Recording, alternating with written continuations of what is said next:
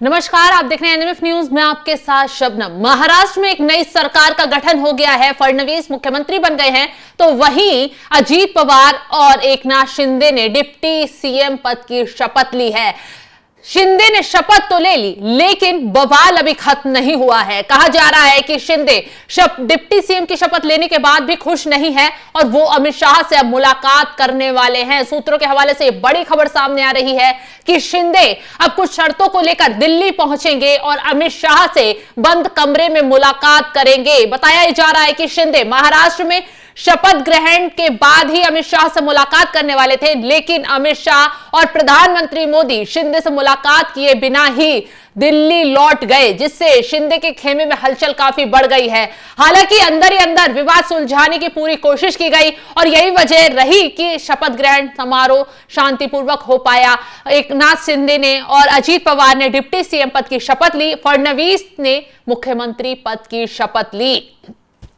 अब ऐसे में महायुति सरकार में शिंदे गुट को दरकिनार किए जाने की नाराजगी एकनाथ शिंदे के चेहरे पर साफ नजर आ रही है। वे उप मुख्यमंत्री की शपथ भी नहीं लेना चाहते थे, लेकिन बीजेपी के वरिष्ठ नेताओं के मनाए जाने के बाद शिंदे ने उप मुख्यमंत्री पद की शपथ ली। शिंदे ने शर्त रखी कि वो अमित शाह से एक बार अकेले बंद कमरे में मिलना चाहते हैं।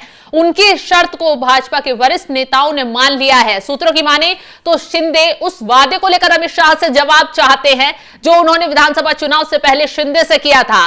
वादे के बाद भी शिंदे का सीएम बनना तो दूर, उनके हाथ गृह मंत्रालय भी नहीं आया है। यही उनकी नाराजगी का प्रमुख कारण बताया जा रहा है। एकनाथ शिंदे ने उप मुख्यमंत्री पद की शपथ तो ले ली, लेकिन उनकी नाराजगी खत्म नहीं हो रही है। वो शपथ लेते ही तुरंत अमित शाह और प्रधानमंत्री मोदी से मुलाकात करने वाले थे, लेकिन ना तो अमित शाह उनसे मिले, ना प्रधानमंत्री मोदी उनसे मुलाकात कर पाए, क्योंकि दोनों ही दिल्ली लौट गए। और कहीं ना कहीं ये बात कई सवाल खड़े कर रही है। क्या अमित शाह और प्रधानमंत्री मोदी अभी शिंदे से बचने की कोशिश कर रहे हैं? वो कोई बातचीत शिंदे से नहीं करना चाहते, क्योंकि शिंदे जिस तरीके से लगातार बगावती तेवर दिखा रहे थे, फडणवीस के मुख्यमंत्री बनने का अंदर ही अंदर विरोध कर रहे थे। उनको यह दर्द हो रहा था कि उनसे मुख्यमंत्री पद अब छीन लिया गया है और मुख्यमंत्री का पद शिंदे को देकर उन्हें डिप्टी सीएम बनाया गया है। जिस बीच उन्होंने गृह मंत्रालय मांगने की मांग अड़ाई, लेकिन अब खबरें ये आ रही हैं कि गृह मंत्रालय भी शिंदे को नहीं दिया जाने वाला है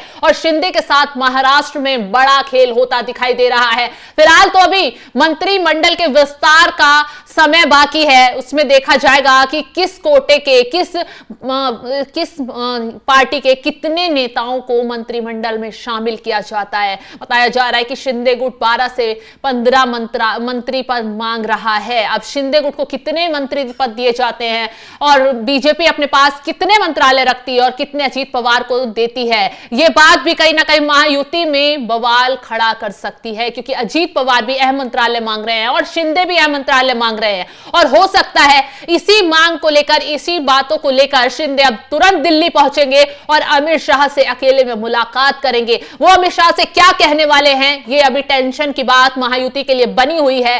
क्या वो अपनी मांग रखेंगे? क्योंकि अगर उनकी अगली मांग पूरी बीजेपी की तरफ से, आलाकमान की तरफ से नहीं की गई, तो शिंदे कोई बागी कदम आगे उठा सकते हैं। क्योंकि जिस वक्त शिंदे डिप्टी सीएम पद की शपथ ले रहे थे, उनके चेहरे पर शिकन साफ साफ नजर आ रही थी और वो जितना जल्दी चाहते थे कि अमित शाह से मुलाकात हो जाए, उतना ही देरी हो रही थी। यही वजह कि उन्होंने निर्णय लिया और सूत्रों के हवाले से खबर सामने आई कि अब शिंदे जो हैं वो दिल्ली पहुंचकर अमित शाह से मुलाकात करेंगे और हो सकता है आने वाले दिनों में प्रधानमंत्री मोदी से भी मुलाकात करें और अपनी बातें सामने रखें। हालांकि शिंदे के अभी हाथ खाली हैं, उनके हाथ अभी जो गृह मंत्रालय वो मांग रहे थे वो भी लगता हुआ नजर नहीं आ रहा है। खबरें सूत्रों के हवाले से यह आ रही है कि शिंदे को गृह मंत्रालय नहीं दिया जा सकता, बल्कि बीजेपी अपने पास गृह मंत्रालय रख सकती है, क्योंकि ये एक अहम मंत्रालय है। जब एकनाथ शिंदे मुख्यमंत्री थे तो उस वक्त भी बीजेपी के पास ही गृह मंत्रालय था, फडणवीस के पास गृह मंत्रालय था